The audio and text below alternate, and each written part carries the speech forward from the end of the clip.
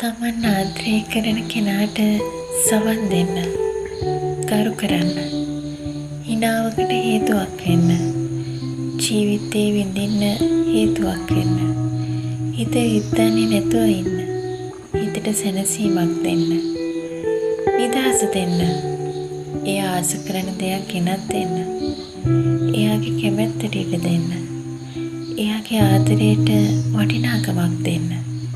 එතකොට එයාට දැනේ ඔයාගේ ආදරේ. මම ඔයාට ආදරේ කියලා හැම මොහොතකම නොකිව්වත් ආදරේ කියන්නේ දැනෙන්න ඕන දෙයක්. වචනයකට පමණක් සීමා වෙච්ච නැති ඒ ආදරේ හැමදාම විඳින්න.